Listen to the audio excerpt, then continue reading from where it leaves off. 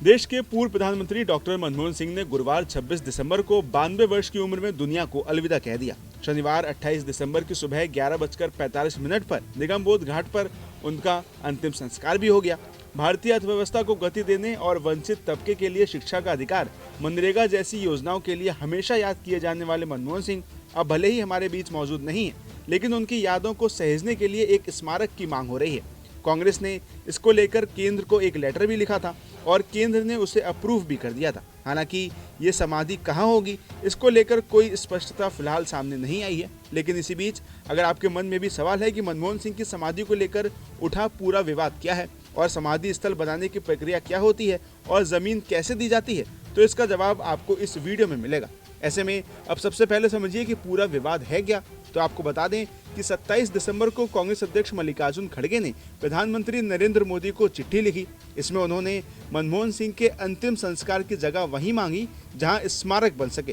कांग्रेस सूत्रों के मुताबिक मनमोहन सिंह की पत्नी गुरशरण कौर की भी यही इच्छा थी। प्रियंका गांधी ने पूर्व पीएम इंदिरा गांधी और राजीव गांधी के स्मारक के पास बनाने का सुझाव दिया। इस पर गृह मंत्रालय ने कहा कि अंतिम संस्कार के लिए निगमबोध घाट चुना गया है। स्मारक दिल्ली में बनेगा, इसके लिए उचित जगह तलाशी जाएगी और ट्रस्ट बनेगा। प्रक्रिया में समय लगेगा। वहीं इसके पलटवार में कांग्रेस का कहना था कि पूर्व प्रधानमंत्री अटल बिहारी वाजपेयी का अंतिम संस्कार भी राष्ट्रीय स्मृति स्थल यानी राजघाट पर हुआ था और फिर राजघाट की 1.5 एकड़ जमीन पर अटल बिहारी वाजपेयी का स्मारक बना था। मैं इसके बाद अब जानिए कि आखिर समाधि स्थल बनाने की प्रक्रिया क्या होती है और जमीन कैसे दी जाती है। दरअसल समाधि स्थल के लिए संस्कृति मंत्रालय सबसे पहले समाधि स्थल निर्माण के प्रस्ताव की समीक्षा करता है। प्रस्ताव पर चर्चा के लिए अन्य विभागों जैसे शहरी विकास मंत्रालय और गृह मंत्रालय से राय ली जाती है।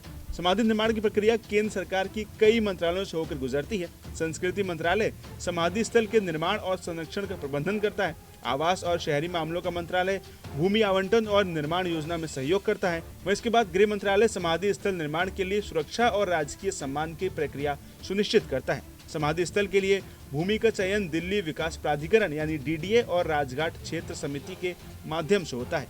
वहीं इसी के साथ इस पूरे मामले पर बीजेपी यूपीए सरकार का 2013 वाला फैसला भी याद दिला रही है। ऐसे में वो फैसला क्या है, ये भी जान लीजिए। दरअसल यूपीए सरकार ने 16 मई 2013 को एक प्रस्ताव को मंजूर किया था, जिसके मुताबिक किसी भी वीवीआईपी यानी राष्ट्रपति, उपराष्ट्रपति और प्रधानमंत्री की समाधि राजघाट के पास नहीं होगी, बल्कि राष्ट्रीय स्मृति स्थल पर होगी।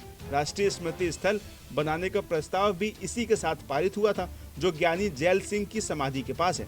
ये जगह राजघाट से लगभग 1.5 किलोमीटर की दूरी पर है। ऐसा प्रस्ताव ये कहते हुए लाया गया था कि महात्मा गांधी के समाधि स्थल राजघाट और जवाहरलाल नेहरू, इंदिरा गांधी और राजीव गांधी जैसे नेताओं की समाधियां 245 एकड़ जमीन पर बनी हैं। इसलिए अब राष्ट्रीय स्मृति के लिए नई जगह दी जा रही है, जहां सभी वीवीआईपी के लिए स्थान होगा। वहीं इस पूरे मामले के बाद अब राजनीति भी अपने चरम पर पहुंच गई है। इसी कड़ी में आम आदमी पार्टी के राज्यसभा सांसद संजय सिंह ने भी बीजेपी को जमकर घेरा है।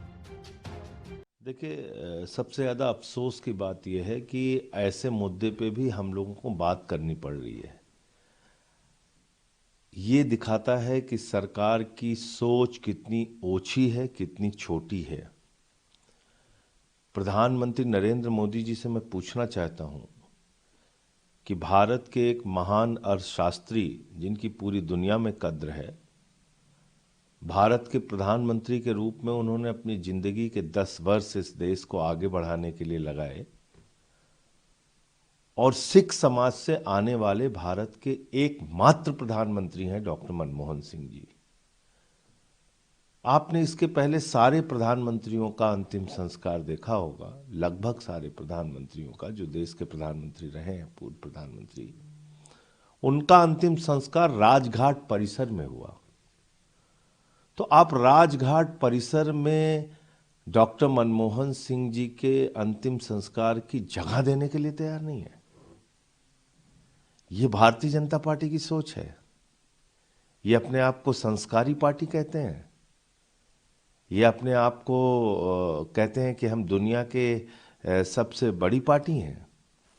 दुनिया की सबसे बड़ी लेकिन सबसे छोटी मानसिकता वाली पार्टी है ये। वहीं इसके साथ ही मनोज तिवारी ने बीजेपी पर तमाम तरह के लग रहे आरोपों का खंडन किया है। ऐसे में उन्होंने क्या कुछ कहा है, आपको वो भी सुनना चाहिए।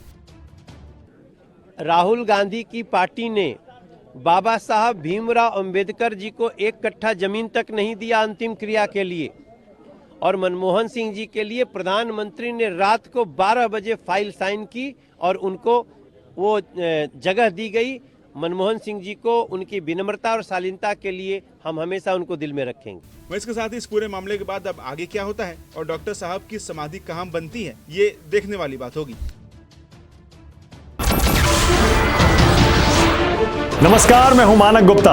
अगर आपको हमारा ये वीडियो पसंद आया हो तो इसे लाइक और शेयर जरूर करें, और हाँ, हमें सब्सक्राइब और फॉलो करना ना भूलें ताकि आप देश और दुनिया की कोई खबर मिस ना करें।